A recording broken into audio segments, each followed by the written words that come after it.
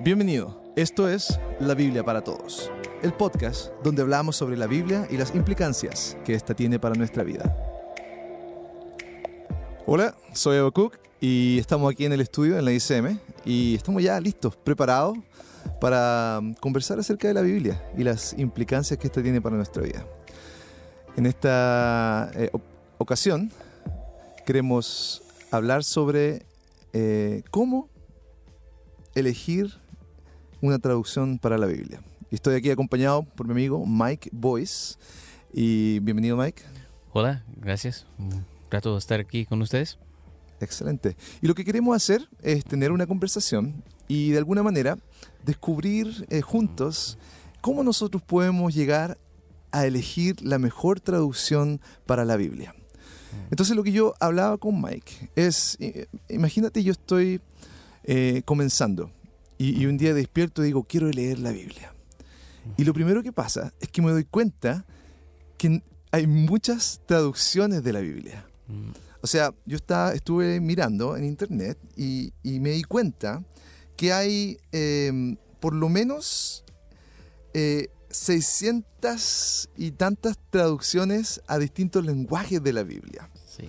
Y obviamente me di cuenta que el lenguaje original de la Biblia es básicamente hebreo, arameo y griego. Sí. Yo no hablo ninguno de esos idiomas. Claro. Entonces voy a tener que de alguna manera elegir una traducción que yo pueda entender, que pueda usar para mi estudio o para aprender más.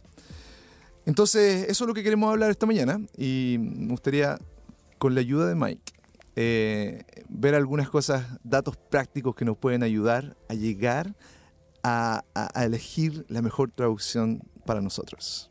Bueno, gracias. Sí, eso es una de las preguntas más básicas que recibo.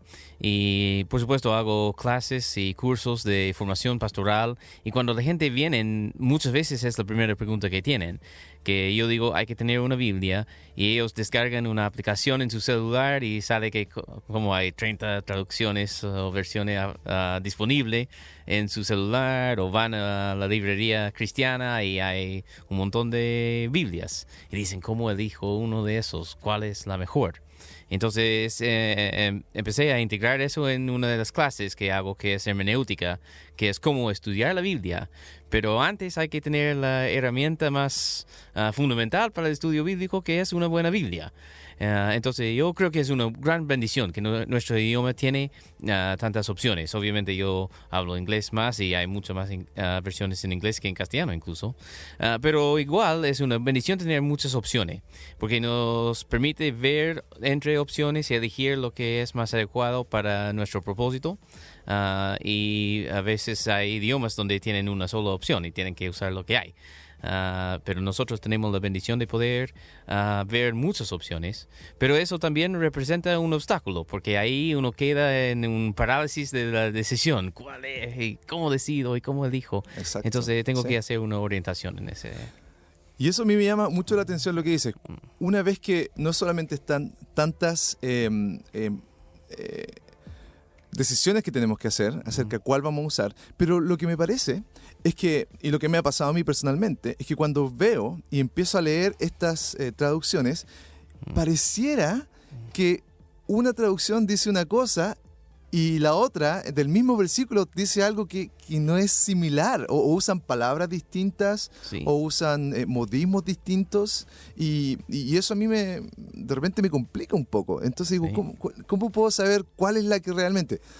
Sí. Y eso es lo que queremos hablar, y queremos investigar y saber de qué manera podemos llegar a eso, porque yo sé que es importante leer la Biblia. Yo sé que la Biblia es donde nosotros vamos a conocer a Dios, pero ¿cómo lo hacemos? Porque no hay una sola opción. Claro. Entonces, cuéntanos un poco, ¿cuáles son una de las cosas que tú has usado para personalmente crecer y también lo que tú enseñas en tu instituto? Bueno, en el instituto y en mi vida personal lo que empecé a investigar, porque yo también quería elegir una buena traducción, una buena Biblia para estudiar. Entonces yo empecé a ver varios factores que uno debe considerar cuando está eligiendo una Biblia. Y entre estos factores hay tres que son los principales. Una Genial. es la filosofía de la traducción.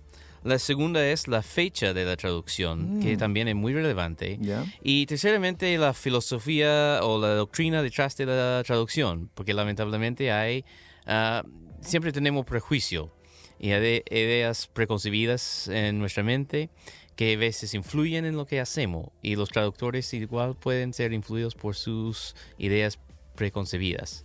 Entonces un poco tenemos que cuidar eso. Entonces tenemos la filosofía, la fecha y la teología o doctrina representada en la versión. Entonces podemos empezar con estos tres Sí. puntos básicos. Mm, Porque cuando yo vaya a la librería a comprar mi primera Biblia, Sí. yo quiero saber cuál voy a elegir. sí. Y yo sé que no son tan caras, Ajá. pero lo que me interesa es que realmente yo esté invirtiendo mi tiempo en algo que me va a ayudar. Claro. Y por eso yo pienso que va a ser genial. Si nos cuentas un poco de estos tres puntos, Sí. háblanos un poquito y cuéntanos de qué manera nosotros podemos llegar y cómo podemos utilizar estos puntos para nuestro beneficio. Sí, bueno. El primer punto, como dije, es la filosofía de traducción. Y yo creo que eso es lo más relevante. Si hay una consideración, sería esta. Porque eso determina mucho de lo que se hace en la traducción misma. Entonces cuando ellos plantean hacer una traducción, primeramente tienen su filosofía de traducción. ¿Qué es lo que quieren hacer con su traducción? Y hay varios motivos, porque la interpretación y la traducción de idioma es una ciencia, pero hay siempre una cierta cantidad de interpretación cuando uno lo hace. Y a veces hay palabras que no se traducen bien. Entonces uno tiene que tomar decisiones. ¿Cómo voy a traducir un concepto cuando la otra idioma no tiene el mismo concepto como una palabra? Entonces ahí hay obstáculos y uno tiene que decidir cómo hacer eso. ¿Qué vamos a hacer cuando hay una palabra difícil también? Una palabra que a lo mejor existe en nuestro idioma, pero no es muy común. ¿Y qué vamos a hacer cuando tenemos esa palabra si vamos a poner una palabra en nuestra traducción que nadie entiende? O si vamos a elegir interpretar un poco, poner una frase en lugar de una palabra y ahí explicar un poco más lo que quiere decir la palabra. Entonces esas son consideraciones de la filosofía de la traducción. Cuando vemos la filosofía, entonces vemos como una escala, ¿Ya? porque ninguna es perfecta. Pero tenemos traducciones que son más literal, o que se llama también una traducción formal. Ok.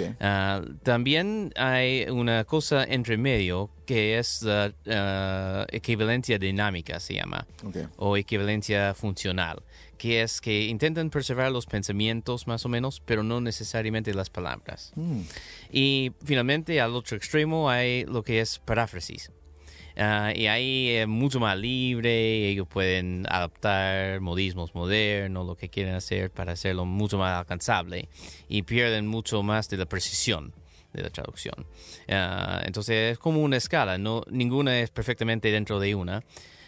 Y como generalmente son equipos de traductores, como en la NBI, hay partes que son más formales, partes que son más funcionales y partes que son casi paráfrasis, Ya. como los proverbios, por ejemplo. Ya. Entonces, Mike, la única manera en que nosotros podemos, de alguna manera, ¿no?, acercarnos a conocer qué es lo que estamos accediendo Sí. es si es que nosotros nos diéramos el tiempo de aprender estos lenguajes originales. Sí, ¿Es cierto? claro. Entonces, lo que nosotros estamos haciendo de alguna manera es depositando nuestra fe en gente que tomó el tiempo y aprendió estos lenguajes originales, Sí, y no solamente los aprendió, sino que los hizo parte de su sistema de trabajo para que nosotros ahora podamos acceder a esta información. sí, Entonces es un gran paso de fe lo que estamos haciendo sí. al tomar este texto y leerlo y decir, bueno, yo voy a confiar en estas personas y voy a creer que realmente ellos tomaron este trabajo y lo pusieron en un formato que yo lo puedo entender, Sí, en un lenguaje y en un contexto cultural también. también. Porque entonces, si alguien tomó el texto griego y lo tradujo al inglés y Sí. después lo tomó de inglés y lo pasó al español, Sí. estamos hablando acerca de un decantamiento. Claro. sí, porque en cada paso pierde un poco de precisión. Entonces sí, si pasa primeramente por el inglés y después el castellano, tenemos más posibilidad de interpretación, más posibilidad de errores también. Y eso precisamente es uno de los grandes problemas, uno de varios, de la traducción del Nuevo Mundo, de los Testigos de Jehová, que es una traducción del inglés.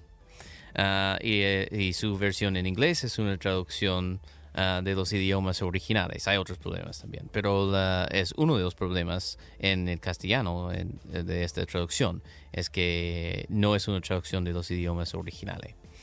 Entonces eso sí es importante. Lo que dices es bien importante, porque lo que estamos viendo en esta escala es que con las traducciones más literales o formales hay menos posibilidad de interpretación y hay menos espacio para prejuicio. Hay, pero es menos. Pero cuando hay equivalencia dinámica o equivalencia funcional, o cuando hay paráfrasis, hay mucha más posibilidad de... Porque yo tengo que, cuando estoy buscando traducir solamente formal, busco una palabra y busco la palabra en mi otro idioma. Entonces, y tengo un buen ejemplo de eso. En Romanos 3, 25, sale la palabra en griego que se traduce como propiciación. Ya, gran palabra. Una gran palabra que nadie entiende. Sí. Ya, entonces, en la Reina Valera, que es una traducción formal, dice propiciación. En la Biblia de las Américas, que es la traducción que uso yo, también dice propiciación. En la NBI decidieron elegir una palabra más accesible y eligieron la palabra expiación. Oh, wow. Que Gran no palabra. es tanto más accesible, digamos. Pero es otro concepto. Los conceptos, la definición de propiciación y expiación no es la misma definición. Entonces, hace un pequeño cambio en el sentido, buscando una palabra un poco más fácil. Pero en otras traducciones hay diferencias mucho más notorias, digamos. Yeah. Por ejemplo, tengo una lista aquí de algunas traducciones que pasamos en la clase para ver la diferencia entre traducciones. Dale, cuéntanos. Entonces, Reina Valera tiene propiciación. La Biblia de las Américas dice propiciación, NBI, expiación. En lenguaje actual dice morir por nosotros. Ahora es un concepto mucho más accesible a la gente, pero pierde un poco de la profundidad de la palabra propiciación si buscamos su definición en la Biblia.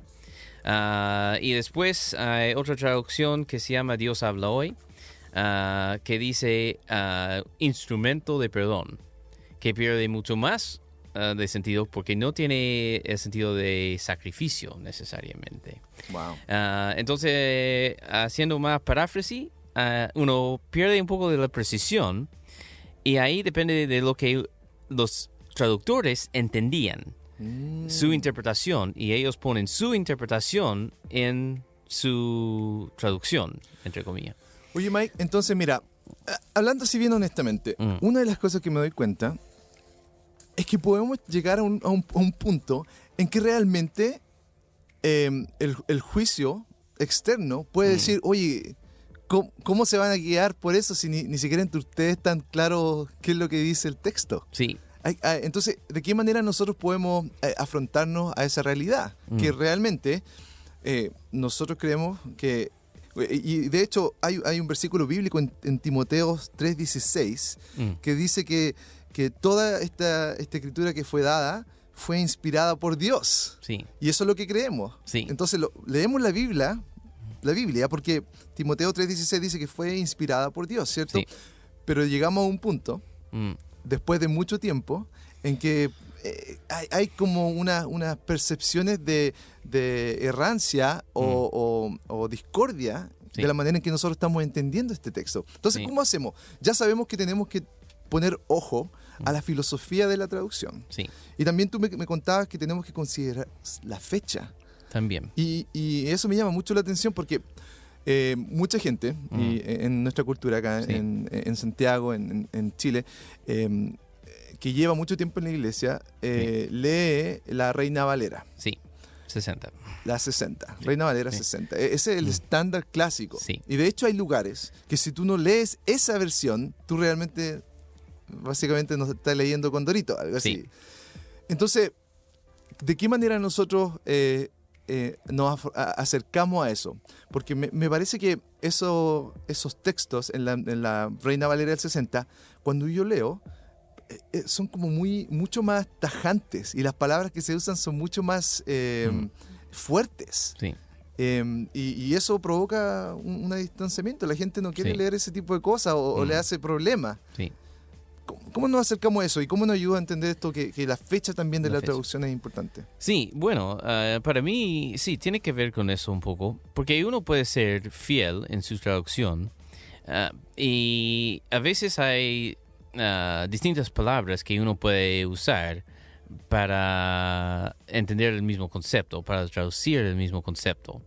Y entonces hay un poco de libertad en eso. Y lo que vemos es que la Reina Valera 60, por ejemplo, tiene palabras que nadie entiende. Entonces, en nuestra iglesia, en un estudio, estábamos haciendo un estudio y sacamos una palabra que fue la palabra vindicación. ¿Ya? Y yo pregunté en la clase, ¿cuántos de ustedes entienden la palabra vindicación? Y nadie podría darme una definición de la palabra. Entonces yo dije, ¿qué sirve leer algo que no entiendes? Y el problema fue que ellos habían tenido la tarea en la semana de leer el texto, estudiarlo y venir preparado el domingo para hacer un estudio. Ujú. Y el problema es que todos habían leído y ninguno había buscado en un diccionario la definición de las palabras que no entendían. Oh, wow. Y lo más sorprendente es que cuando yo pregunté primero, ¿entendían todo lo que leían? Todos me dijeron que sí. Y cuando pregunté, ¿y qué quiere decir esta palabra? Nadie me podría decir. Entonces el problema es que ni siquiera se dieron cuenta que no entendían lo que estaban leyendo. Entonces lo que hice es que busqué en la Reina Valera 60 varias palabras. Hice una pequeña prueba en nuestra iglesia un día de algunas palabras y nadie podría definir varias palabras que salen en la Reina Valera. Mientras que la Biblia de las Américas, que también es una traducción formal, literal, elige otras palabras más modernas que usamos en la actualidad. Entonces eso lo hace mucho más accesible, aunque a lo mejor no suena tan poético, digamos. Pero prefiero que uno entienda por sobre que suena poético. Ahora, otras traducciones, como vimos antes, cambian el vocabulario hasta que pierde su sentido original.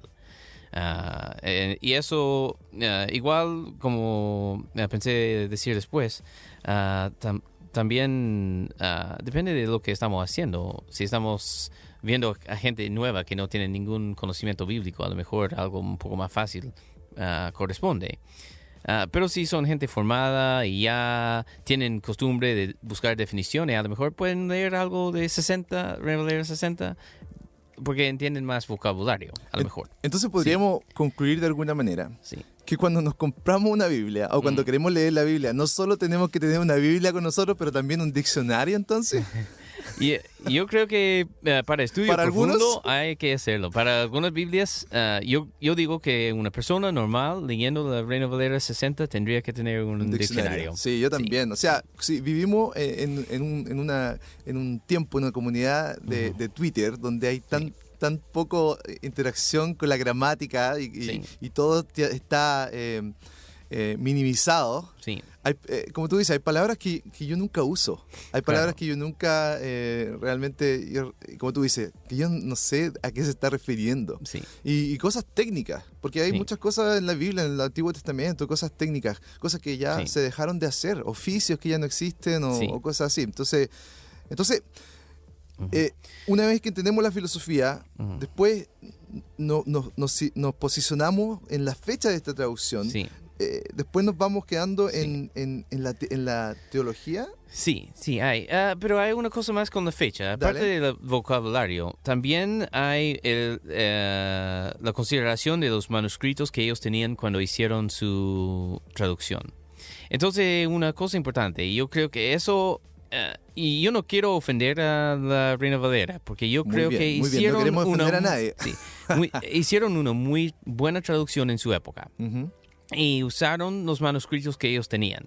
El manuscrito que ellos tenían principalmente fue Textus Receptus, que fue una obra de un hombre que se llamaba Erasmo en 1500 tanto.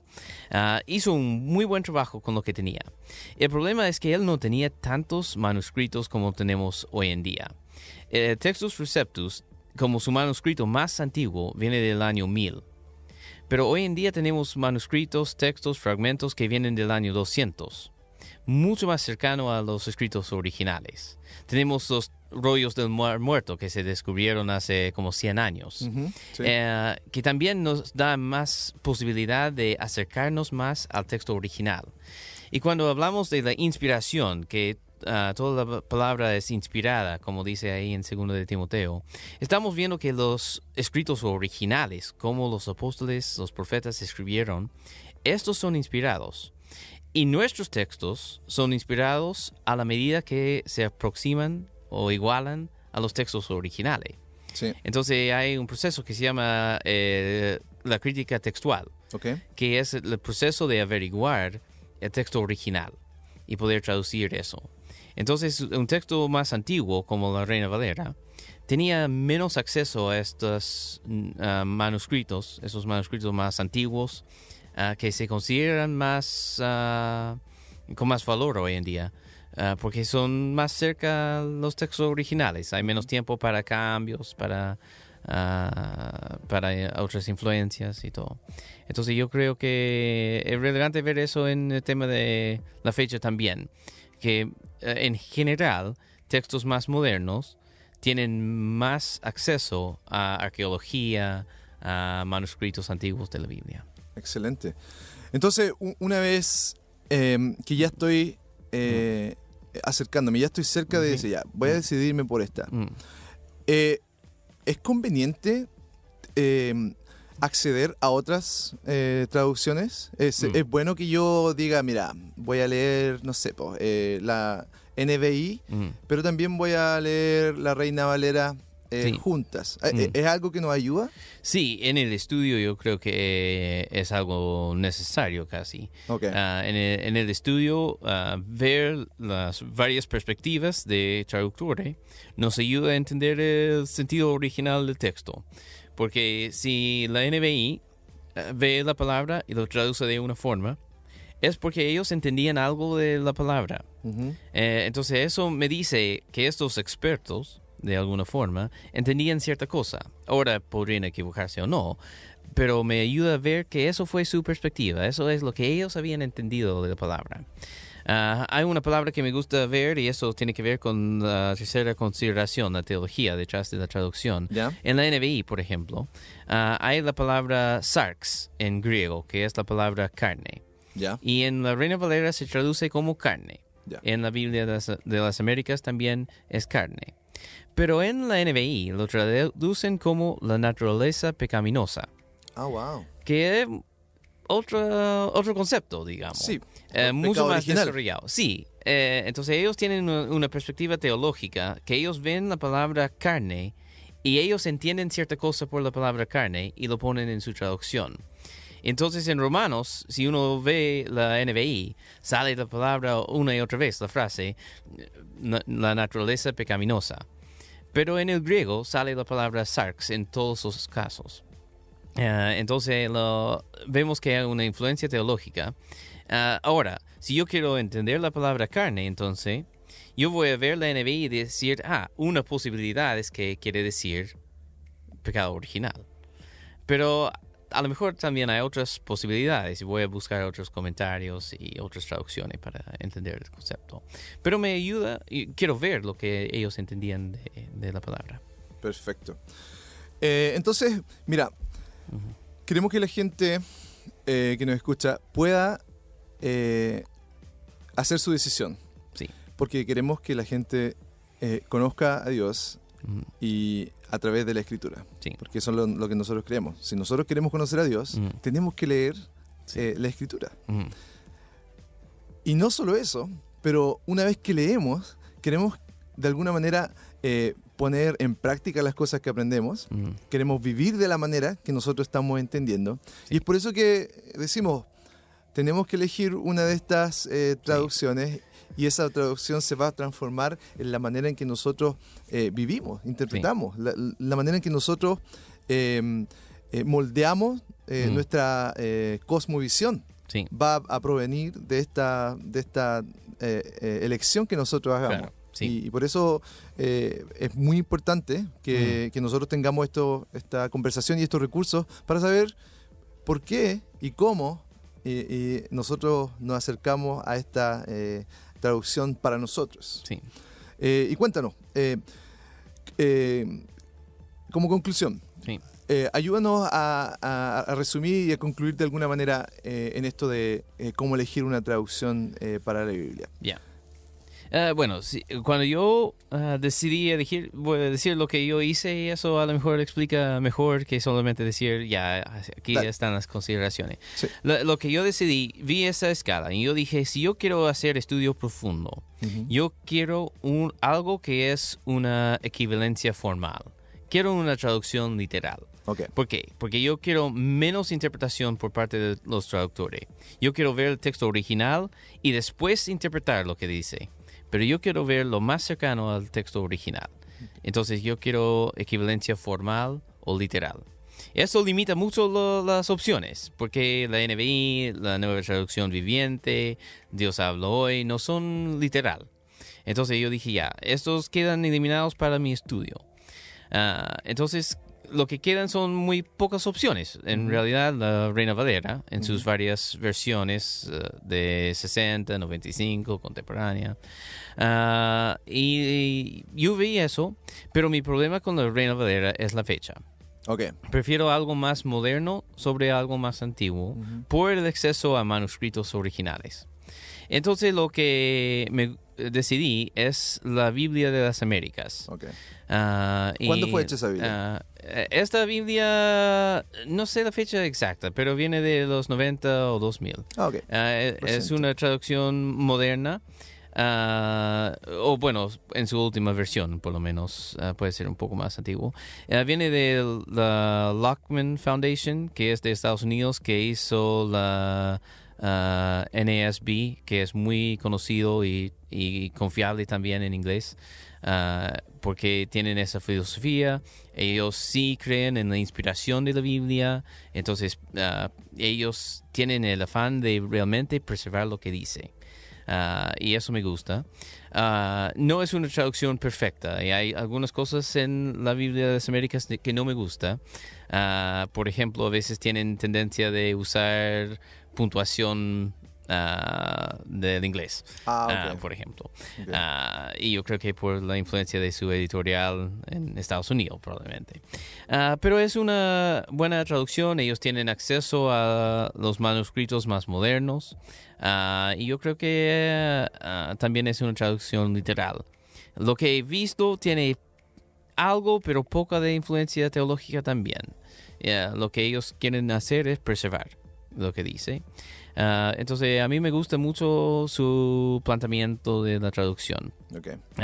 Y cuando yo quiero hacer estudios, mi base es la Biblia de las Américas. Y después uso la Reina Valera para comparaciones, la NBI también para comparaciones. Pero mi base es la Biblia de las Américas para estudio. Okay. Ahora he usado mucho la NBI para predicación, porque encuentro que es un poco más fácil de entender. Pero tengo la precaución de hacer mi estudio previo. Entonces, cuando vengo una cosa como naturaleza pecaminosa, yo puedo explicar a la congregación, mira, aquí dice eso, pero no estoy de acuerdo con la traducción, y aquí es por qué.